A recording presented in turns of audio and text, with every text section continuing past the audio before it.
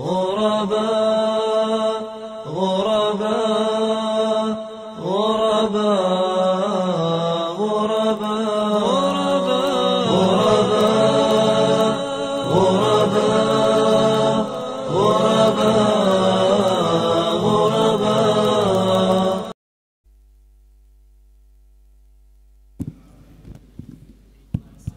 Sorry.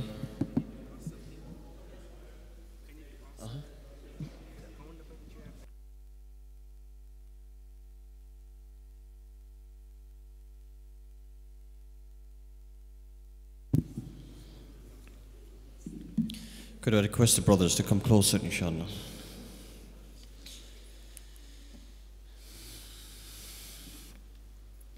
Bismillah wa salatu wa salam ala Rasulillah wa ala alihi wa sahbihi wa man wala wa ba'd. We finish with the chapter As-Siwak and the Khisal al-Fitra. We finish a chapter with regards to brushing of the teeth using a siwak and the natural things that a human should do to keep himself clean.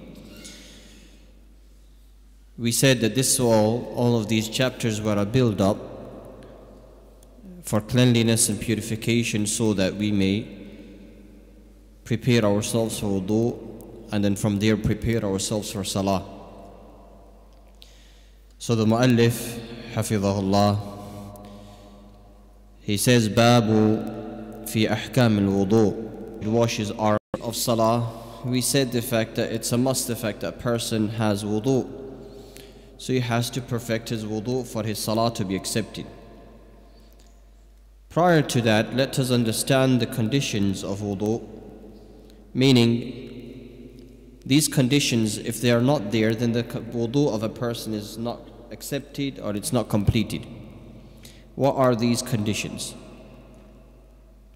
The first one is al-Islamu. The first condition is the fact that the person be a Muslim.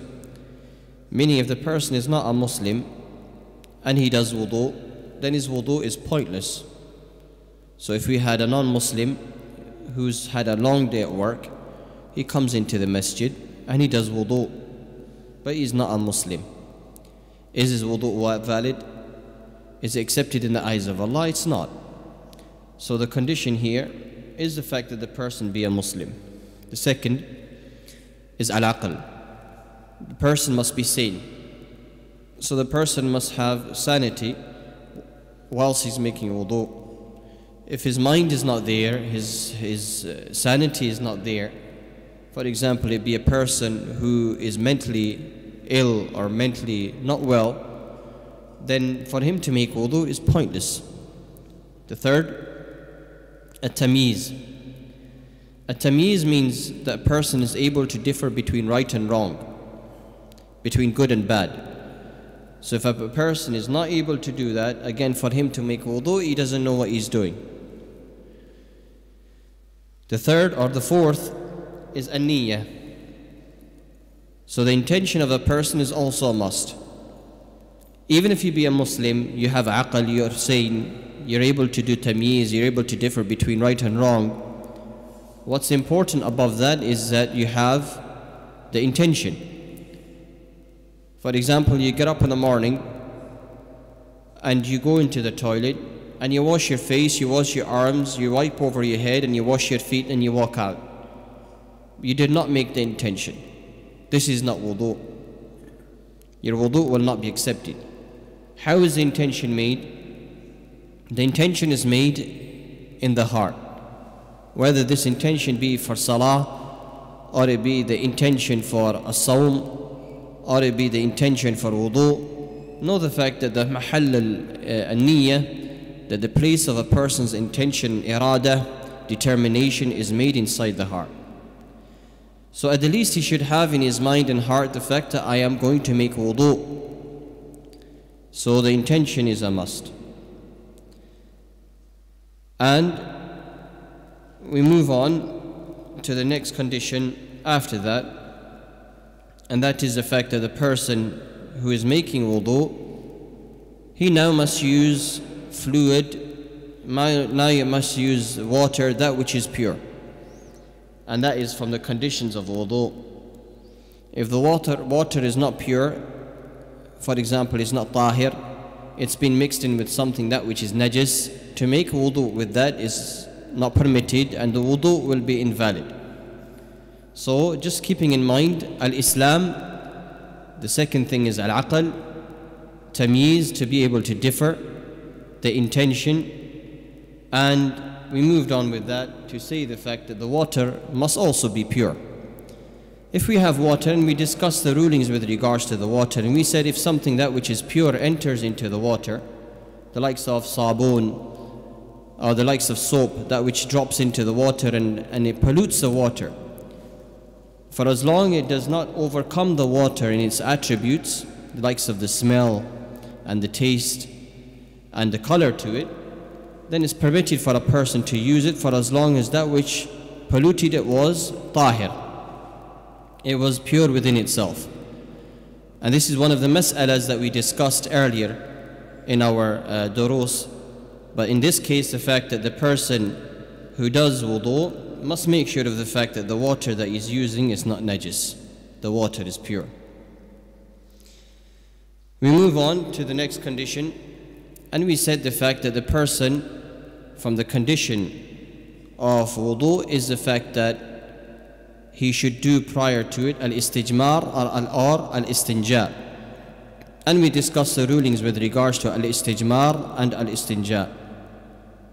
Al-istijmar is to clean oneself from stool using a material. And this material in today's time, it be tissue paper. And we said the fact that a person, when he cleans himself, he should clean or wipe himself at least 3 times and nothing less. So from the conditions were the fact that when the person cleans himself, that he wipes himself at the least 3 times. Or the fact that he does al-istinja with using al-istijmar, meaning he uses a dry material to wipe himself and then he does istinja with it. And this is better. So prior to wudu, to make al-istinja or al-istijmar is from the conditions of wudu. But in the previous mas'ala we said the fact that al-istinja and istijmar, it's not part of one's wudu, rather it's from the etiquettes of going into the toilet.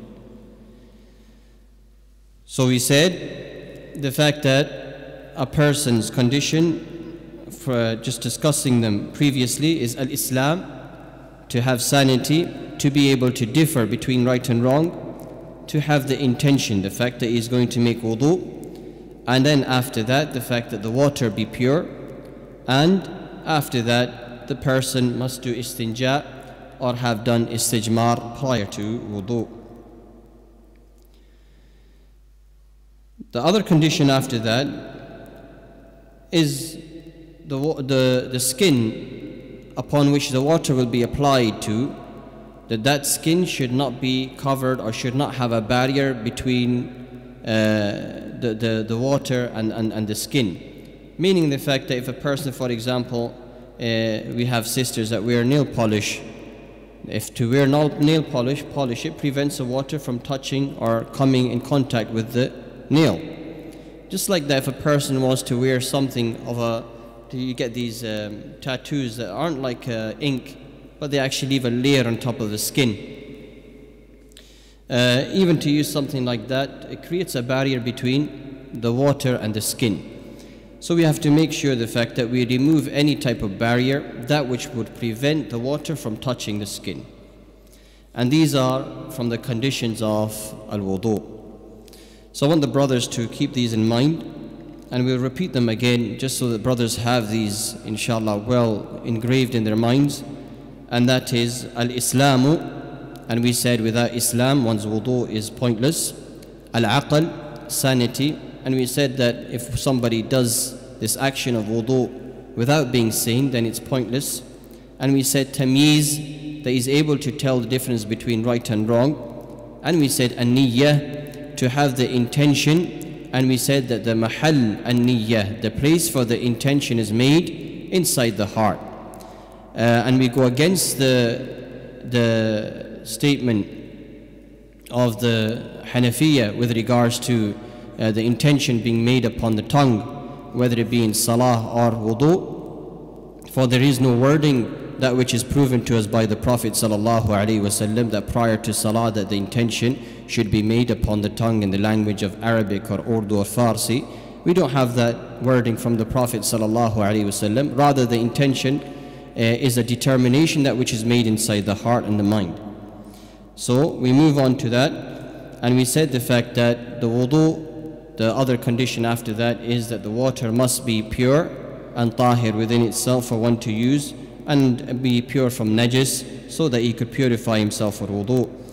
After that we said the fact that the person must have done istinja, the usage of water to wash himself from feces or stool or be urine, or the fact that he have done istijmar, that he wipe himself with some sort of a material. The last condition, and these are from the conditions of salah, if any of these conditions fall, meaning you don't have these conditions fulfilled, then one's wudu is not accepted. And lastly, we said that there be no barrier between the skin and the water that attaches to the skin. Wa sallallahu wa sallim ala nabiyyina Muhammad wa alihi wa sahbihi ajma'in.